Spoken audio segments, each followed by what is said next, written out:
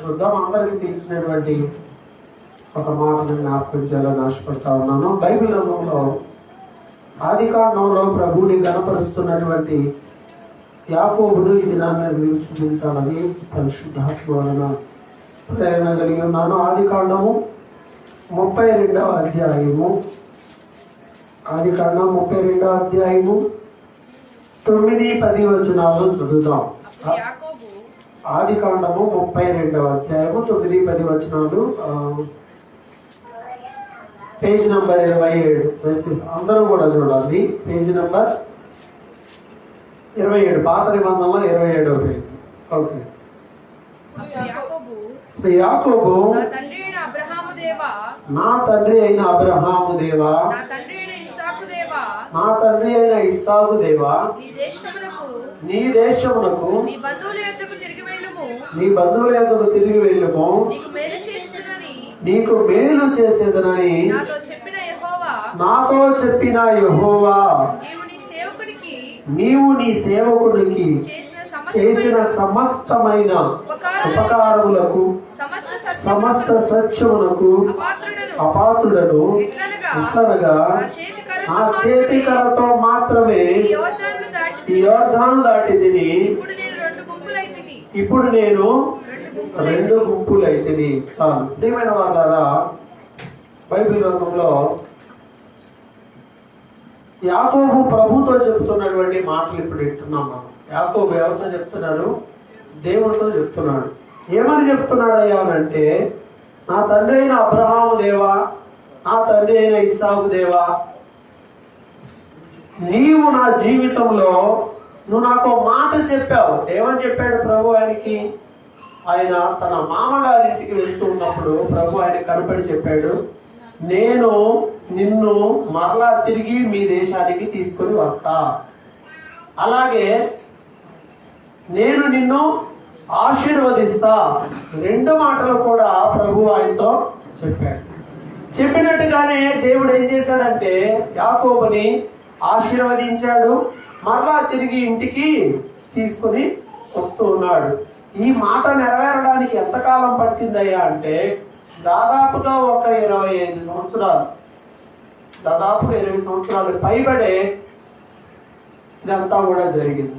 ఒకటి గుర్తుపెట్టుకోవాలి మనందరి జీవితంలో, దేవుడు కాలం మారినా కానీ ఆయన మారడు.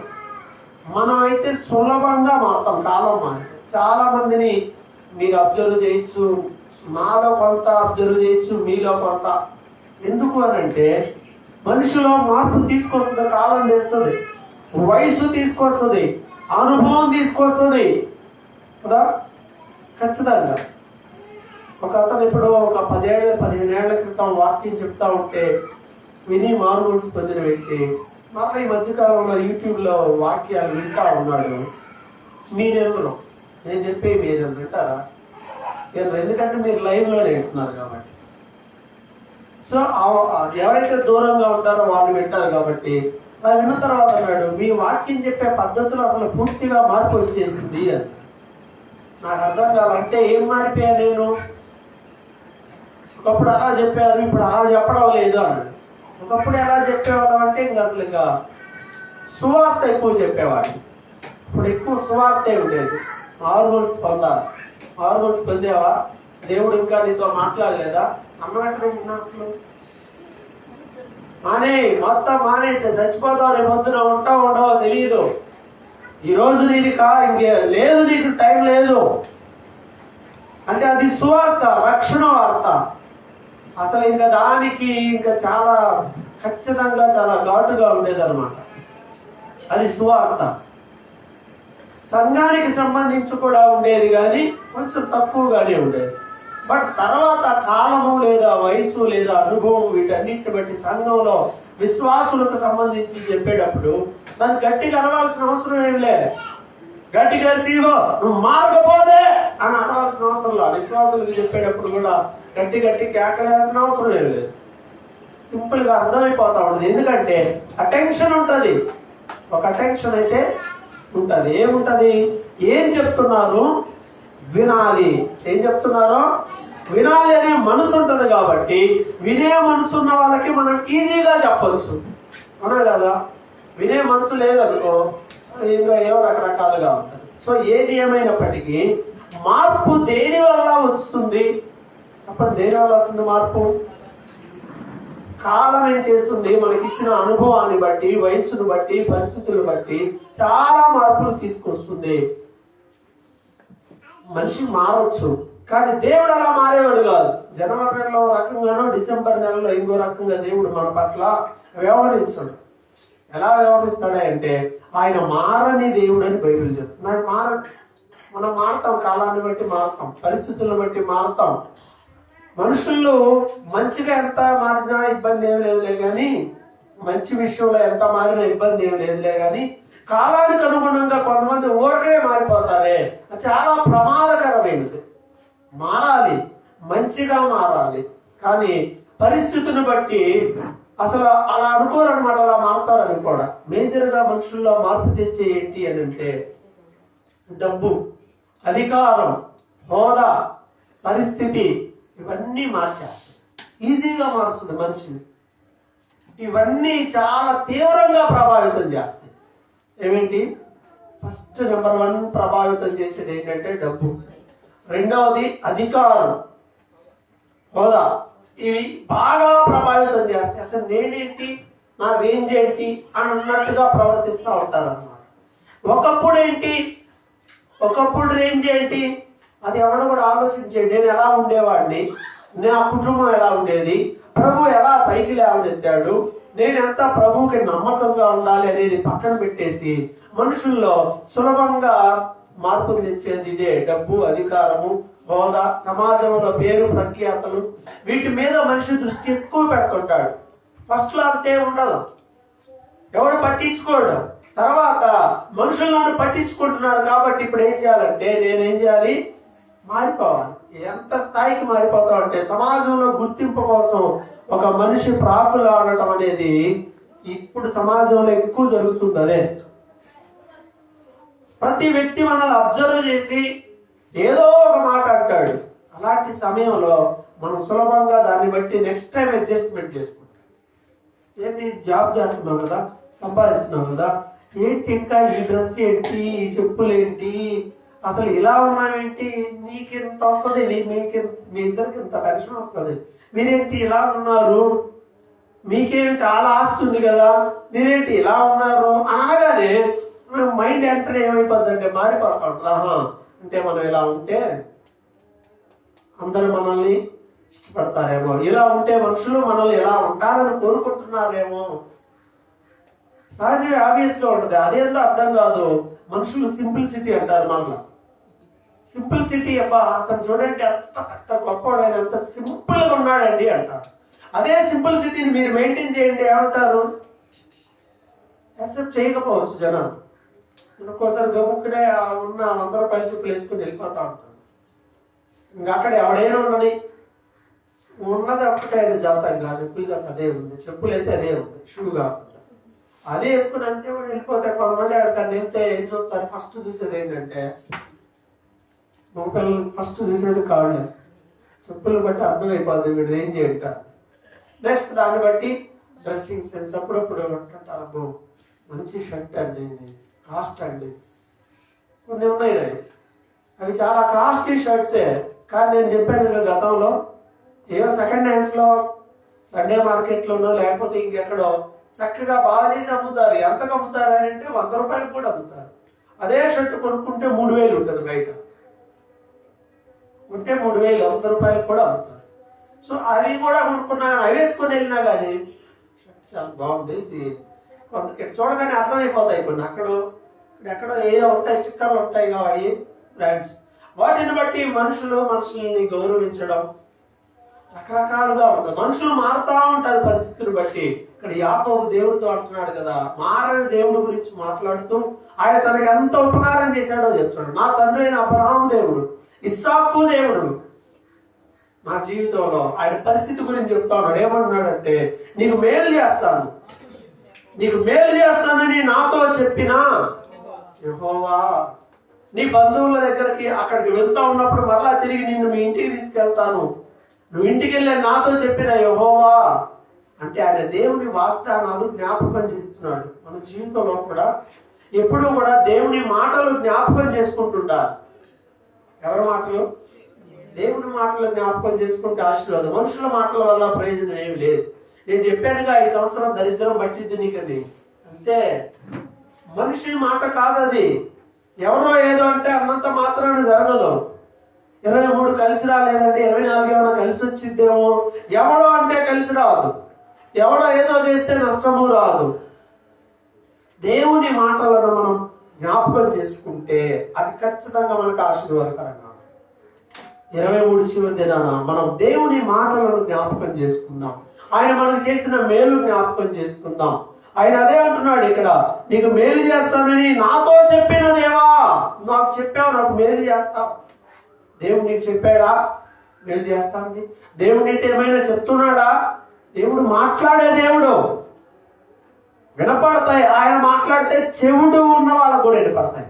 ఆయన మాట్లాడితే మరి బ్రెయిన్ లేనడికైనా కానీ అర్థమైపోద్ది ఆయన మాట్లాడితే.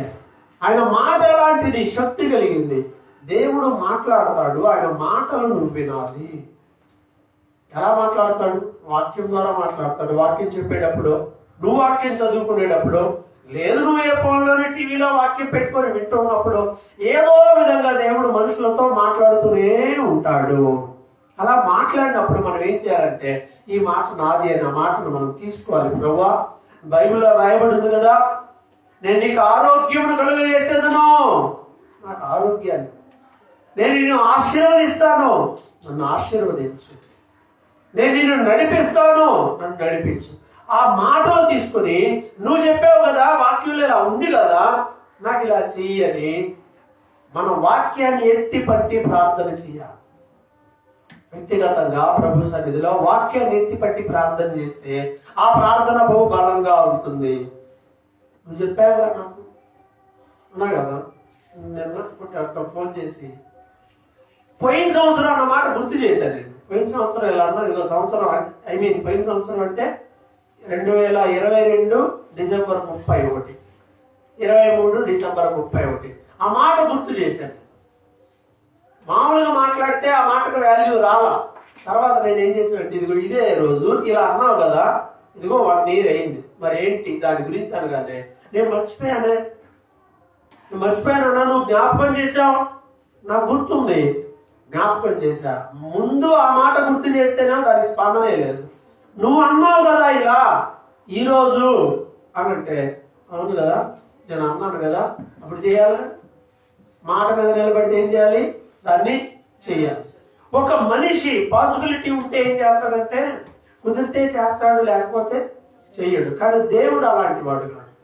కుదిరితే ఈ సంవత్సరం నిన్ను ఆశీర్వదిస్తానులే అని అంటాడా? అలా అన్నాడు. ఆయన అంటే చేస్తాడు, అంతే. మాట ఇస్తే దాన్ని నెరవేరుస్తాడు. అందుకే బైబిల్లో వాక్యాన్ని చదివేటప్పుడు, వాక్యాన్ని విన్నప్పుడు వాటిని మనం పట్టుకోవాలి. పట్టుకొని వాటి ప్రకారం ప్రార్థన చేయాలి. ప్రభువా, ఇదిగో వాక్యంలో ఇలా చెప్పావు, ఇలా చేస్తాను అని ఉంది, ఇలా దీవిస్తాను అని ఉంది, కాబట్టి ఈ వాక్యం నాలో నెరవేర్చమని ప్రార్థన చేసుకోవాలి. ఎంత ఎక్కువగా దాని నిమిత్తమై ప్రార్థన చేసుకుంటారో, ఎంత ఎక్కువ దాన్ని నమ్ముతారో, ఎంత ఎక్కువ దాని ఎంతో విశ్వాసంతో అడిగేస్తారో వాళ్ళ జీవితాల్లో నెరవేరుతాయి. రోజు వాగ్దానాలు తీసుకొద్దామని అనుకున్నాను. తర్వాత అనుకున్నాను, వద్దులే, ఈ సంవత్సరం వద్దులే అని. ఎందుకు వద్దులే? నాకు వద్దులే అంటే నువ్వు తీసుకో మాకయ్యా అంటారులే. పోయిన సంవత్సరం మీలో తీసుకున్న వాగ్దానాలు ఎంతమంది గుర్తున్నాయి? ఎంతమంది వాటిని గుర్తుపెట్టుకొని ప్రార్థన చేస్తున్నారు? మనకి అన్ని మంచి మాటలే వస్తాయి, అన్ని మంచి మాటలే. దేవుడు అన్ని మంచిగా వస్తాయి. చెడ్డదే వచ్చిద్దా? ఈ సంవత్సరం నీకు మేలు జరగదని వచ్చిద్దా? తీసి తప్పటైనా రాదు, అన్ని మంచి. నేను అనుకునేవాడిని, చిన్నప్పుడు ఏం చేసేవాళ్ళం అంటే, షీట్లు తీసుకొచ్చి చార్ట్లు తెచ్చి కట్ చేసి వాటి మీద స్కెచ్ పెన్తో రాసేవాళ్ళం. నేను కూడా రాసేవాడిని. రాసేటప్పుడు ఒకసారి అడిగాను, అన్నీ మంచివేనా, అన్ని ఆశీర్వాదాలేనా, హెచ్చరికలు అవి ఇవి కూడా రాయాలంటే సరే రాయమనంటే నీవిక బ్రతకవు అని రాసావు ఒక దాంట్లో. నీవిక బ్రతకవు, నీవు మరణమగుచున్నావు ఇలాంటి కొన్ని ఎత్తి ఆడమే ఎదిగి మరీ రాశా నేను. కర్మ కాదు, ఎవరికో వచ్చినాయి, అయ్యే వచ్చినాయి. చూసేస్తే ఎలా వచ్చిందని పాస్టర్ గారి దగ్గరికి వచ్చింది. ఆయనకి వెంటనే చూసి, మరి నాకు ఇది వచ్చిందని నువ్వు ఏడ్చుకుంటా వస్తే నేనేం చేయాలి? ఆయన చేశాడమ్మా, నువ్వు బతుకో, వాక్య ప్రకారం పాత జీవితం చచ్చిపోయి కొత్త జీవితం వస్తుందిలే, నువ్వు కూడా అదే ప్రార్థన చేసుకోయ్యా, పాత జీవితాన్ని చంపేసి కొత్త జీవితాన్ని ఇవ్వమని వాక్యం అర్థం అది అని చెప్పి పంపించేసాడు. తర్వాత ఎవడు ఆయన రాసింది? ఇలాంటివి రాసింది ఎవరు? నేనే ఓ 10-15 రాసి అట్లాంటి అని. నువ్వు బతకవు కాబట్టి నీ బతుకు మార్చుకో, లేకపోతే నీకు సమాధి సిద్ధపరచబడి ఉన్నది అనేవాడు కూడా, అది కూడా రాశాడు. ఇంకా అవన్నీ రాయకూడదు. ఎందుకు రాయకూడదు అంటే, దేవుడు మన నిమిత్తం అన్ని మంచియే అనుకుంటాడు. చూడు, అనుకోడు. ఆయన మన ఎడల, మన పట్ల ఆయన ఉద్దేశములన్నీ మంచివే కానీ చెడు ఏమీ ఉండవు. చెడు ఏమీ ఉండవు. అందువల్ల అన్ని ఆశీర్వాదాలే ఉంటాయి వాగ్దానాల్లో. ఎందుకంటే మంచి చేయాలి అనుకుంటాడు. నీ కుటుంబాన్ని ఈ సంవత్సరం దీవించాలని అనుకుంటాడు. నీకు ఆరోగ్యం ఇవ్వాలని, ఆశీర్వదించాలని, నిన్ను ఉన్నతమైన స్థితిలో నిలబెట్టాలని దేవుడు అనుకుంటాడు. ఆయన మాట వింటే ఆ ప్రకారమే జరుగుతూ ఉంటుంది. ఆ మాటను బట్టి ప్రార్థన చేసుకోవాలి మనం. ప్రభువా ఇలా అన్నావు కదా, ప్రభువా ఇలా నాతో మాట్లాడావు కదా అని మనం ఆ వాక్యాన్ని ఎత్తి పట్టి ప్రార్థన చేయాలి. వాక్యం విన్నప్పుడే గాని, వాక్యము చదివినప్పుడే గాని ఏం చేయాలి? వాక్యం విన్నప్పుడు లేదా వాక్యము చదివినప్పుడు వాక్యాన్ని ఎత్తి పట్టి ప్రార్థన చేయాలి. వాక్యం ద్వారా దేవుడు నీతో మాట్లాడినప్పుడు ఆ వాక్యాన్ని బట్టి ఇంటికి వెళ్ళి ప్రార్థన చేసుకోవాలి. నువ్వు చదివినప్పుడు ప్రభు ఇదిగో ఇలా రాయబడి ఉంది, ఇలా ఇలా అని వాటిని బట్టి ప్రార్థన చేసుకుంటే ప్రార్థన బలంగా ఉంటుంది, ఆత్మీయంగా కూడా ఉంటుంది. ఇక్కడ దావీదు అదే, ఇక్కడ యాకోబు అంటున్నాడు, నాతో చెప్పావు కదా, నన్ను ఆశీర్వదిస్తానని చెప్పావు కదా, దేవుడు మాట్లాడాడు కదా, ఆ మాటనే తిరిగి దేవుడికే చెప్తున్నాడు. ప్రభువా నువ్వు నన్ను ఆశీర్వదిస్తానని నాతో చెప్పావు కదా, దేవుడు నీతో చెప్పలేదా? ఎన్ని మాటలు చెప్పాడు. అవన్నీ విశ్వాసం ఉంచి వాటి ప్రకారం నువ్వు అడుగు ముందుకు వేస్తే దేవుడు ఖచ్చితంగా చేస్తాడు. నాకు చేస్తాను, మేలు చేసేది నన్ను నాతో చెప్పినా యెహోవా మేలు. ఏం చెప్పాడు దేవుడు ఆయనకి? ఏం చేస్తా అన్నాడు? మేలు చేస్తాను. యాకోబు మంచోడా? అప్పుడు మంచోడా? ఏం చేసి వెళ్తున్నాడు అంటే, ఇద్దరు అన్నదమ్ములు అందరూ తెలిసిన స్టోరీయే. అన్నలాగా వేషం వేసుకున్నాడు, వాళ్ళ నాన్న దగ్గరికి వెళ్ళాడు. ఇస్సాకు కళ్ళు కనపడలేదు కాబట్టి వెళ్ళి అబద్ధం చెప్పాడు, నేను పెద్దవాడిని అని చెప్పి అబద్ధం చెప్పాడు. చెప్పి దీవెనలన్నీ పొందుకొని అన్న కోపంగా ఉన్నాడు కాబట్టి ఇంటి నుండి బయలుదేరి వెళ్ళిపోతా ఉన్నాడు. ఈ టైంలో అలాంటి ఒక తమ్ముడిని మనకు కనపడ్డాడు అనుకో, మోసం చేసి అన్నను మోసం చేసి మొత్తం తీసుకెళ్లేవాడు మనకు కనపడ్డాడు అనుకో, ఎవరైనా చెప్తారా నీకు మేలు చేస్తాను, నువ్వు ఎక్కడికి వెళ్ళినా నువ్వు ఆశీర్వదించబడతావు, దేవుడు నీకు తోడుగా ఉండి నేను దీవించును గాక అంటాడు. ఎవడన్నట్టు మోసం చేసేవాడిని అంటాడా? కానీ దేవుడు ఎందుకన్నాడు అంటే, దేవునికి జరగబోయేది తెలుసు. అతని జీవితంలో ఎలాంటి స్టెప్స్ రాబోతున్నాయో దేవుడికి తెలుసు. దేవుడు ఈ జరుగుతున్న వాటినే కాదు, మన జీవితాల్లో జరగబోయే వాటిని కూడా చూస్తాడు. ఒక వ్యక్తి ఇప్పుడు చెడ్డగా ఉండొచ్చు, ఎల్లకాలం చెడ్డగానే ఉంటాడా? ఇప్పుడు అలా ఉండొచ్చు, కానీ ఒకరోజు మారొచ్చు. ఎవరు ఎలా అనేది తెలియదు. అందువల్ల ఏం చేయాలంటే, ప్రభు దీర్ఘశాంతం గలవాడు. మనకి వెనక పవర్ ఇచ్చి నువ్వు నీ మాట వినకపోతే నువ్వేదంటే జరుగుద్ది అనే పవర్ నీకే ఇచ్చాడు అనుకో దేవుడు, ఇంట్లో అందరినీ చంపేస్తాను. తప్పవా? ప్రాక్టికల్గా జరుగుతుంది. నేనైతే అంతే, ఎవరైనా అంతే. కోపం వచ్చినప్పుడు మనం ఏం కోరుకుంటాం? కోపం వచ్చినప్పుడు ఒక నష్టాన్ని కోరుకుంటాం. కోపం వచ్చినప్పుడు లేదా కష్టం వచ్చినప్పుడు ఓ నష్టాన్ని కోరుకుంటాం. ఎందుకు బతకాలి, చచ్చిపోతే పోలా. ఇందాక అక్క చెప్పినట్టుగా ఎవరైనా అనిపించిందా? అనిపించింది అంటారా? అనిపించిందా? మీరు నమ్ముతారు లేదా? నాకు కూడా చాలాసార్లు అనిపించింది, చాలాసార్లు అనిపించింది. ఒక్కసారి కాదు, 100 సార్లు అనిపిస్తుంది. ప్రతి మనిషిని టెంప్ట్ చేయడమే సైతాను పని. ఎందుకు బతుకుతున్నావు నువ్వు కూడా? చచ్చిపోతేనే దీనికి పరిష్కారం. అసలు నువ్వే అడ్డం. నువ్వు పోతే దరిద్రం పోద్ది,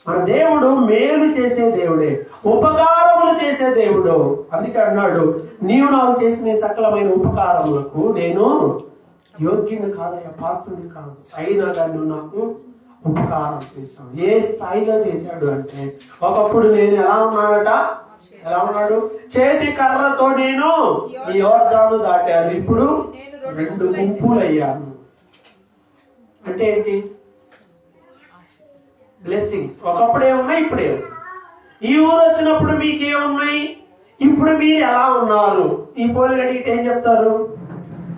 ఈ ఊరు వచ్చాం, అద్దె కొన్నాం, అక్కడ ఉన్నాం, ఇక్కడ ఉన్నాం, తర్వాత ఇల్లు కట్టుకున్నాం, తర్వాత బిల్డింగ్ కట్టుకున్నాం, తర్వాత 2 స్టేర్లు కట్టుకున్నాం, తర్వాత బండ్లు కొనుక్కున్నాం, తర్వాత మా కుటుంబానికి అవసరమైన అన్ని కొనుక్కున్నాం. ఇవన్నీ ఏంటి? ఆశీర్వాదం. నీతో పాటు పనిచేసిన వాళ్ళు చాలా మంది ఉండొచ్చు. వాళ్ళందరూ ఇలా కట్టుకొని ఇలానే ఉన్నారా?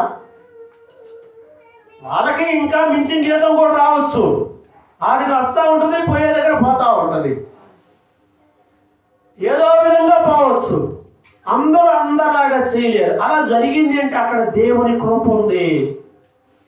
నీతో పాటు వాళ్ళు ఎంతమంది, మనతో పాటు వాళ్ళు ఎంతమంది ఎవరు ఉన్నారా? పోతూనే ఉన్నారు. దేవుడు నిజంగా మనల్ని కాపాడుతున్నాడు, మన ప్రాంతాన్ని, మన ప్రజల్ని అందరినీ కాపాడుతున్నాడు. మనలో చాలా మంది ఇంకా ఉన్నారు, ఉన్నారు. చాలా తక్కువ మరణాలు మాత్రమే మనం చూసాం కదా. కరోనా టైం చూసాం, ఎంతమంది అసలు ఎక్కడ చూసినా. కానీ మనల్ని ఎంత కాపాడాడు. ఈ సంవత్సరంలో కూడా ఎంత కుటుంబాల్లో మరణ వార్త, కీడు వార్త లేకుండా కాపాడబడిన కుటుంబాలు ఉన్నాయి. పిల్లరా, దేవుడు మేలు చేసేటువంటి దేవుడు. అందుకే నీవు చేసిన ఉపకారాలకు నేను అపాత్రుణ్ణి, చేతి కర్రతో ఈ యోర్దాను నది నేను దాటాను. ఏముందంటే ఆయన చేతిలో కర్ర ఒకటి ఉంది. కర్ర మాత్రమే ఒకటి పట్టుకుని వెళ్ళాడు. ఆ కర్ర ఎందుకు తీసుకెళ్ళాడు? అసలు కర్రతో వెళ్ళాడని బైబిల్లో ఉంది. కర్ర ఎందుకు? ప్రయాణాల్లో కూడా పెద్దోళ్ళు చాలా మంది కర్ర పట్టుకుంటారు చేతితో. ఎందుకు? కుక్కలు కాదు, పాములు కాదు. పాయింట్ ఒకటి, లాంగ్ జర్నీ చేసేటప్పుడు ఫస్ట్ సపోర్ట్. యాకోబు ఏం ఫ్లైట్ ఎక్కలా వాళ్ళ అత్తగారింటికి వెళ్ళడానికి, అడవిలో పడి వెళ్ళాలి. మన్యం, అది ఎడారి ప్రాంతం, అడవి ప్రాంతం. అడవిలో నుంచి వెళ్ళాలి కాబట్టి అతనికి సపోర్ట్ ఇంకా ఎన్ని రోజులు పట్టిద్దో, ఎప్పుడు వెళ్తాడో ఏం తెలియదు. ముందు ఇంట్లోంచి బయలుదేరి వెళ్ళిపోతున్నాడు. అన్ని విధాలుగా నడవడానికి ఫస్ట్ ఓపిక లేకపోయినా సపోర్ట్ చేస్తుంది. రెండో, చేతిలో కర్ర ఉంటే ఏమైనా అడవిలో ప్రయాణం చేస్తున్నాడు కాబట్టి ఏమన్నా జంతువులు వచ్చినా తను తాను కాపాడుకోవడానికి ఆ కర్రని ఒక ఆయుధంగా కూడా ఉపయోగించుకోవడానికి కూడా పనికొస్తుంది అన్ని విధాలుగా. అందుకే బైబిల్లో భక్తుడైన దావీదు కూడా అదే అంటాడు, నీ దుడ్డు కర్ర నీ దండము నన్ను ఆదరిస్తుంది. కర్ర, దుడ్డు కర్ర, కాపరి దుడ్డు కర్ర, ఆ చేతిలోది దుడ్డు కర్ర. ప్రతి కాపరి కర్ర ఉంటుంది. గొర్రెల కాపరికి ఆ చేతిలో కర్ర ఉంటుంది. గొర్రెల కాపల కర్ర కాదు, గొడ్డలు కూడా ఉంటుంది. ఆ కర్రకు గొడ్డలు కూడా ఉంటుంది. మల్టీ యూజ్, రకరకాలుగా ఉపయోగపడుతుంది. ఒక కర్రతో బయలుదేరాడు, చివరికి ఎలా వచ్చాడు? ఇప్పుడు రావటం 2 గుంపులుగా వచ్చాడు. గుంపు అంటే ఎంతమంది ఉంటారు? మినిమం గుంపు అంటే ఎంతమంది అంటారు? ఒక గుంపులు జనాలు ఉన్నారండి అంటే, ఒక గుంపుగా ఉండాలంటే మినిమం ఎంతమంది ఉండాలి? అట్లీస్ట్ తక్కువ 10 మంది. ఈయన గుంపు, ఈయనకి ఎంతమంది ఉన్నారని ఒకసారి అంచనా వేద్దాం. వచ్చాడు, వెళ్ళాడు కదా, వచ్చేటప్పుడు మనం గమనించినట్లయితే భార్యలు, పిల్లలు, పనివాళ్ళు, ఆస్తులు, అలాగే ఇతనితో పాటు ఉన్నటువంటి ఎద్దులు, ఒంటెలు, మొత్తం ఇవన్నీ కూడా ఎక్కడి నుండి వచ్చినాయి? ఇవన్నీ ఎలా వచ్చినాయి? దేవుడు చెప్పాడు ఆయనకి, ఆయన ఆశీర్వదిస్తానని. ఆయన బాగలేదు, ఆయన పడ్డాడు తెలియక. పాప దేవుడు ఆశీర్వదిస్తాడని తెలియక ఆయన చాలా సొంత ప్రయత్నాలు చేశాడు. ఎట్టయినా సరే నేను డెవలప్ అవ్వాలని చాలా ప్రయత్నాలు చేశాడు. అసలు విషయం ఏంటంటే దేవుడు ఇచ్చే ఆశీర్వాదం. కాబట్టి అలా ఆశీర్వదించబడి ఒక ప్రార్థన చేశాడు. చివరి ప్రార్థన అనుకున్నాడు ఆయన, ప్రభువా కర్రతో పోయారు, 2 గుంపులు అయ్యారు. వాళ్ళ అన్నకి ఇన్ఫర్మేషన్ ఇచ్చాడు. ఇప్పుడు అన్నను మోసం చేసి వెళ్ళాడు కదా, మరలా దేవుడు అన్నాడు మీ ఇంటికి వెళ్ళు అన్నాడు. ఇంటికి వెళ్ళాడు. ఎందుకని? ఇంటికి వెళ్తే అన్న ఒప్పుకోడు, చంపేస్తాడు. మోసం చేసి ఆస్తి మొత్తం తీసుకుపోతే వచ్చి ఎదురు కనపడితే ఒప్పుకుంటాడా? భయపడే పారిపోయాడు. ఇప్పుడు దేవుడు అన్నాడు, ఏయ్ నువ్వు లే, ఇంటికి వెళ్ళు. వెంటనే యాకోబు భయంతోనే వచ్చి వాళ్ళ అన్న దగ్గరకు మనుషుల్ని పంపించాడు. ఇదిగో మీ తమ్ముడు వస్తున్నాడు, ఇప్పుడు బాగానే ఉన్నాడు, చెప్పండి అని అన్ని చెప్పండి నా గురించి అని చెప్తే వాళ్ళు వెళ్ళి వచ్చి ఏం చెప్పారు తెలుసా? అదే చెప్పారు. ఆ భయపడిన మాట ఏంటంటే, మీ అన్న అక్కడ 400 మందిని వేసుకొని వస్తున్నాడు అని చెప్పాను. వస్తా. ఇప్పుడు యాకోబుకి అర్థం కాల, 400 మందిని తీసుకొని వస్తున్నాడు. దేనికి వస్తున్నాడు? ఈ 400 మందిని తీసుకొని ఇతన్ని ఎదుర్కోవడానికి, ఇతన్ని ఏమన్నా అభినందించడానికి వస్తున్నాడా, లేకపోతే చెప్పడానికి వస్తున్నాడా అనేది అర్థం కాని పరిస్థితి. ఇలాంటి పరిస్థితుల్లో యాకోబుకు ఒక భయం వచ్చింది. యాకోబుకు భయం వచ్చి వెంటనే దేవుని సన్నిధిలోకి వెళ్ళి ఈ ప్రార్థన చేస్తున్నాడు. ప్రభువా, నువ్వు నన్ను మా ఇంటికి వెళ్ళు, నన్ను ఆశీర్వదిస్తానన్నావు. ఒకప్పుడు నాకేమీ లేదు, నువ్వే ఇచ్చావు. ఇప్పుడు చూస్తేనేమో అన్నేమో దేనికి రెడీగా ఉన్నాడు? చంపడానికి రెడీగా ఉన్నాడు. ఇక నాకు లేదని ఒక ప్లాన్ సెట్ చేసుకున్నాడు. ఆల్రెడీ ప్రార్థన ముందే ఒక ప్లాన్ సెట్ చేశాడు. ఉన్న వాళ్ళందరిని ఏం చేశాడంటే 2 గుంపులుగా చేశాడు.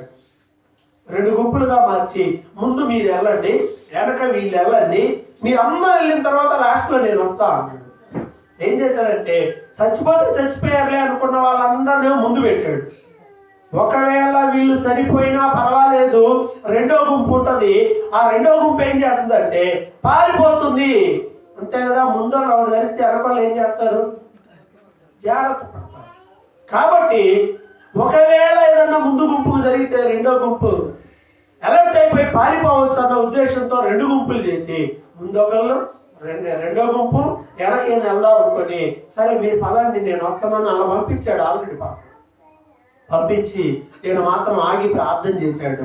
నువ్వా నాకు మేలు చేస్తానని చెప్పావు కదా, ఇప్పుడు ఏశావు చేతిలో నుండి నన్ను తప్పించు అని ప్రార్థన చేశాడు. అప్పుడు దేవుడు ఏం చేశాడంటే, జస్ట్ తప్పించడానికి ప్రభు అతను అడిగింది ఏంటి అంటే, ఒకే ఒక క్వశ్చన్ అడిగాడు. ఏంటంటే నీ పేరేంటి అని అడిగాడు. యాకోబుని దేవుడు అడిగిన ప్రశ్న ఏంటి? నీ పేరేంటి? యాకోబు పేరే దేవుడు తెలియదా? మరి ఎందుకు అడిగాడు?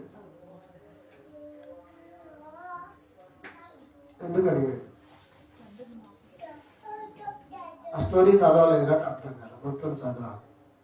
వాళ్ళ నాన్న దగ్గరకి వెళ్ళి ఏమని చెప్పాడు ఆయన పేరు? ఎవరురా నువ్వు? నేను ఏశావును అని చెప్పాడు. అందుకే అతని తప్పును దేవుడు గుర్తు చేస్తున్నాడు. మీ నాన్న దగ్గర ఏ పేరు చెప్పావు? ఏశావు. మరి ఇప్పుడు దేవుడు దగ్గర కూడా చెప్తాడా? అతని తప్పును గుర్తు చేశాడు.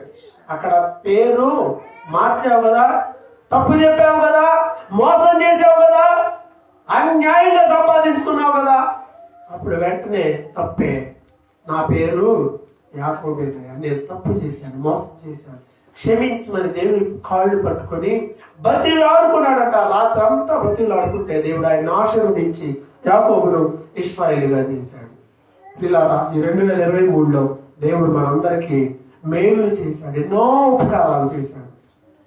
యాకోబు మోసగాడైనప్పటికీ దేవుడు తను చెప్పిన మాటను బట్టి అతని తర్వాత ఆశీర్వాదకరంగా ఉంటాడని గ్రహించి ముందే దేవుడు యాకోబుని దీవించాడు. మనలో కూడా దేవుడు ముందుగానే ప్రేమించి మన కోసం ప్రాణం పెట్టాడు, మన కోసం వేసే రక్తం గార్చాడు.